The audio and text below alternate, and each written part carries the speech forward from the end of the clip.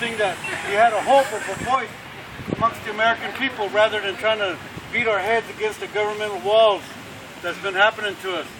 So when I came to Occupy, I brought my voice. My voice is very loud. I have an Indigenous Nations network that covers the continent. I work with the Zapatistas. I work with the I Don't Know More participants out of the tar sands out there in Saskatchewan, Alberta, where the tar sands are being wreaked havoc on the peoples up there. I'm from Pine Ridge, South Dakota. In my workshop, I talked about being a survivor, a massacre survivor. And so those are the types of things that I bring to the forum, is the Indigenous voice, whether it's from the north or south, east or west. We stand together in many ways that sometimes transcends intertribal unity. And now that's what we're asking you, Occupy, is to be beyond intercommunal unity, intertribal unity, international unity. And we've been talking about some of the issues that have confronted Occupy. I visited Occupy Oakland when it was at its worst, when people were getting beat and shot. I was in Occupy DC when things were happening there constantly. We were getting kicked out of McPherson Square, and then it became a dual Occupy, Freedom Plaza. I went to Occupy Wall Street last year as part of the May 1st delegation. We did a big march and we held a gathering in Central Park. And there I offered a sacred pipe ceremony. Some of you know it as a peace pipe ceremony.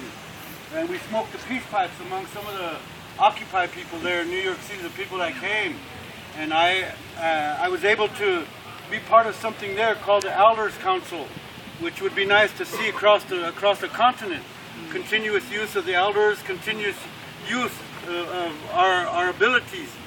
And for me, I'm a prayerful person. I'm not a religious person, though I was baptized Catholic, and I look around here. I look at all these churches right here. Churches on every block, right? Where's the Indigenous church? We're standing right here. We're in it.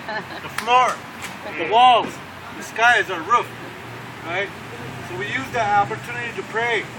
And for me, when I pray today, I'm going to ask that Creator take you home safely as you got here. Take you all the way to your pillow, to your family, to your home, wherever you live.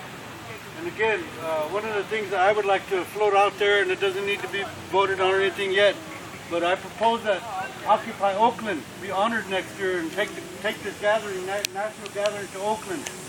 And I also propose, some of the brothers have stated that we would like to hold a national gathering. I'm going to go home and talk to my tribe, Lakota, and we can see if we can hold an international Occupy out there in Pine Ridge. Yeah! Yeah! And again, when we do this work, I have people behind me, my relatives, my ancestors, right around me, and you as my relatives and brothers and sisters and aunties and uncles right now. I appreciate your presence. I appreciate your effort to reach out to us. I appreciate Occupy Detroit for offering the funding to come here for me.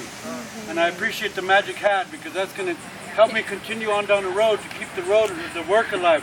I'm going to have a young brother here light this sweetgrass and follow the circle. Just take a couple of, it's symbolically cleansing your aura, your spirit.